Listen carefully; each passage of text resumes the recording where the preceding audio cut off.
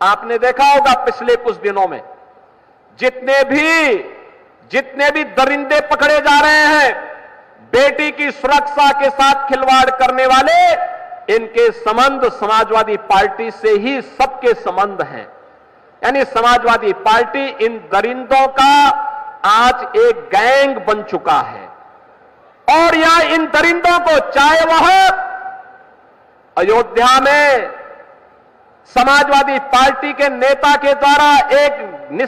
गरीब निषाद बेटी के साथ किया गया व्यवहार रहा हो, या इनका नवाब ब्रांड, कन्नौज का नवाब ब्रांड हो,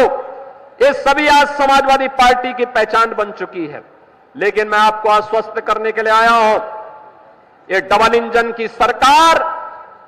समाजवादी पार्टी के इस मॉडल को पूरी तरह ध्वस्त करने का काम करेगी। बेटी की सुरक्षा हो या व्यापारी का सम्मान या फिर आम किसान या जनता जनार्दन की सेवा के लिए किए जा रहे प्रयासों में इनके द्वारा जो बैरियर लगा करके अव्यवस्था पैदा करने का कुत्सित प्रयास हो रहा है, इसको एक झटके में उखाड़ने का काम करेगी और ये डबल इंजन की सरकार आज उसी मजबूती के साथ काम कर रही है। और समाजवादी पार्टी तो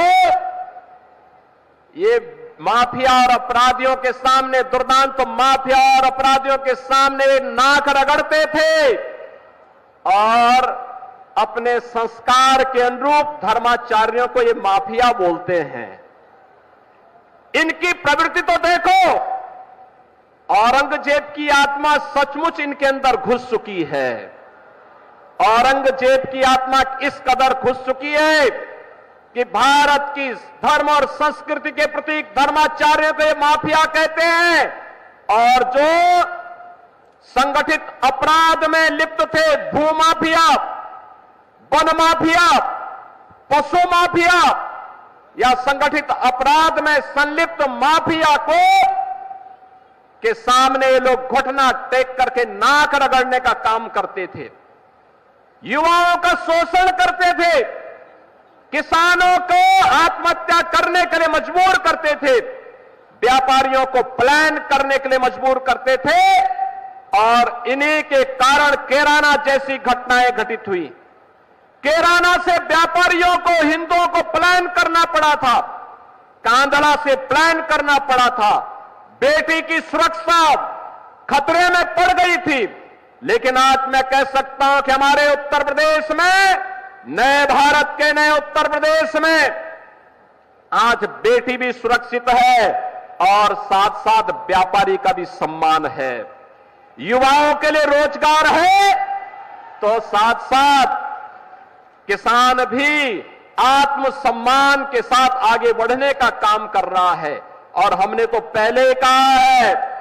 अगर किसी ने युवाओं के भविष्य के साथ खिलवाड़ किया तो उसके भविष्य के साथ सरकार भी खिलवाड़ करने का काम करेगी। अगर किसी ने युवाओं के सपने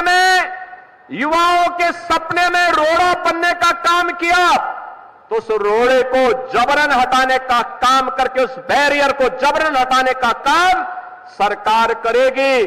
और बैरियर बनने वालों की संपत्ति को जब्त करके गरीबों में बंटवाने का काम भी सरकार करेगी। पिछले 7-7.5 वर्ष में जो काम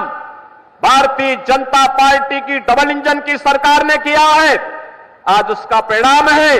जो उत्तर प्रदेश कभी देश के विकास में बैरियर माना जाता था समाजवादी पार्टी और बहुजन समाज पार्टी की सरकार के समय, आज वही उत्तर प्रदेश देश की अग्रणी अर्थव्यवस्था में से एक है। समाजवादी पार्टी की सरकार के समय 7वीं अर्थव्यवस्था के रूप में उत्तर प्रदेश था, आज उत्तर प्रदेश नंबर 2 की अर्थव्यवस्था बन चुका है। और बहनों और भाइयों, अगले 3 वर्ष हमारे लिए महत्वपूर्ण है। इन 3 वर्ष में उत्तर प्रदेश को देश का अग्रणी नंबर 1 की अर्थव्यवस्था बनाना है। अग्रणी अर्थव्यवस्था के रूप में इसलिए स्थापित करना है जिससे हमारे युवा को यूपी के अंदर ही कार्य मिल सके। नंबर 1 की अर्थव्यवस्था का मतलब उसके सपनों को पंख लगाने के लिए, एक नई उड़ान देने के लिए सरकार का संबल उसके साथ जुड़े और ये निवेश, ये रोजगार, ये नौकरी, इसी को लेकर के सरकार आई है। आज उन्हें उत्तर प्रदेश के अंदर कार्य मिला, उसने अपनी प्रतिभा और अपनी ऊर्जा का लाभ उत्तर प्रदेश को दिया। पर कैपिटा इनकम दुगने से अधिक हुई, उत्तर प्रदेश की जीडीपी दुगने से अधिक हुई। एक नई गुणात्मक परिवर्तन आज उत्तर प्रदेश के अंदर देखने को मिला है।